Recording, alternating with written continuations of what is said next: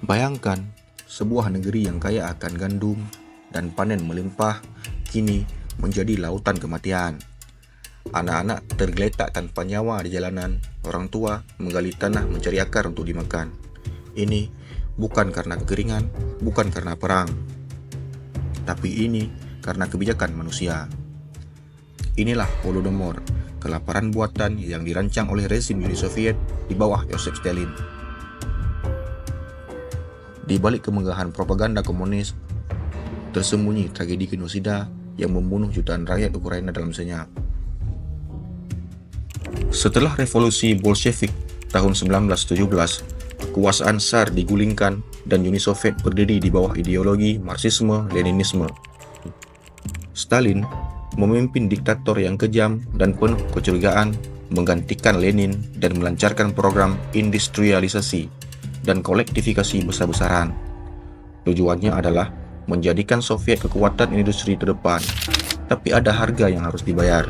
Stalin tidak percaya pada petani kecil, terutama di Ukraina. Ia melihat mereka sebagai ancaman. Maka, tahun 1929, Stalin mulai kolektivisasi. Semua tanah milik petani diambil negara. Semua hasil panen disita. Petani mau menolak, disebut kulak. Musuh rakyat, maka akan dideportasi, dipenjara, atau dibunuh. Ukraina mulai terpaksa tunduk di bawah cengkraman negara.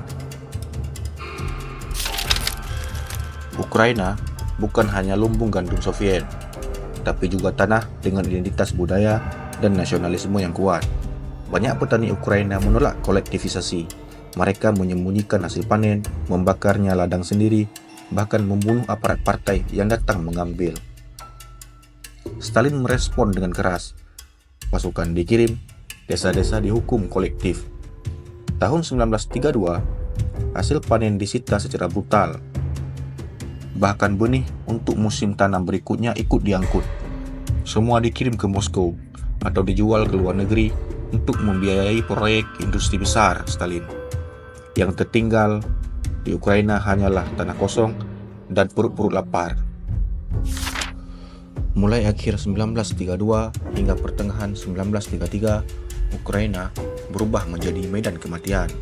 Pemerintah memberlakukan hukum roti. Siapapun yang kedapatan menyimpan gandum, bahkan setangkai, akan dianggap pencuri negara dan akan dihukum mati. Desa-desa dikepung agar tak bisa keluar masuk. Ukraina dikunci, tak ada jalan keluar. Kelaparan pun menyebar. Orang-orang makan kulit pohon, rumput, bahkan tanah liat. Laporan yang paling mengerikan adalah adanya ditemukan kanibalisme.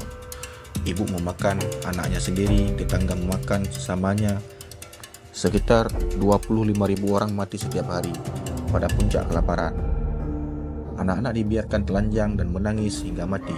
Tubuh-tubuh menumpuk di jalan, di rumah, di ladang, tapi dunia diam. Meski jutaan nyawa melayang, Stalin menolak kenyataan. Ia melarang wartawan asing meliput kondisi di Ukraina. Wartawan barat yang bersahabat seperti Walter Duranty dari New York Times malah menulis bahwa tidak ada krisis kelaparan di Soviet. Sementara itu, bantuan asing dilarang masuk. Mereka yang mencoba membantu dianggap mata-mata asing. Rezim Stalin membungkam suara-suara yang mencoba membongkar kebenaran. Dunia dibuat percaya bahwa semua baik-baik saja. Ukraina pun ditinggal dalam kegelapan. Setelah kematian Stalin dan runtuhnya Uni Soviet pada tahun 1991, banyak arsip rahasia mulai dibuka. Bukti-bukti muncul, dokumen yang membuktikan kelaparan dirancang, kesaksian korban, bahkan foto-foto yang disembunyikan selama puluhan tahun. Ukraina akhirnya menyatakan Holodomor sebagai genosida.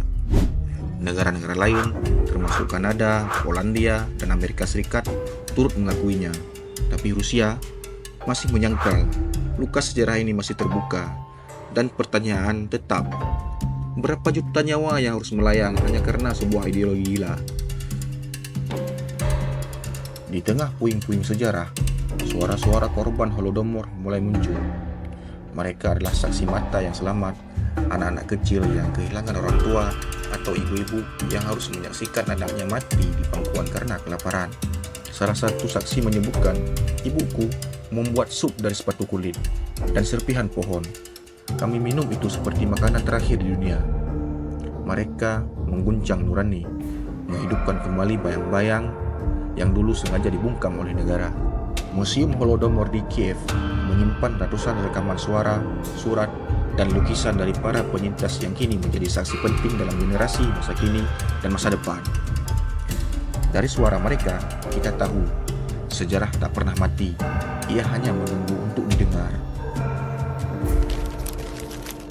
Holodomor bukan sekedar tragedi masa lalu, ia adalah peringatan abadi tentang kekuasaan yang absolut, yang membunuh tanpa ampun.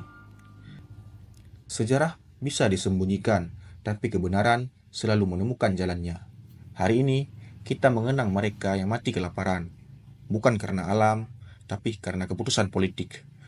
Mereka yang tulangnya terkubur di ladang-ladang yang sunyi, tapi jiwanya terus berseru, seakan-akan berkata, "Jangan lupakan kami."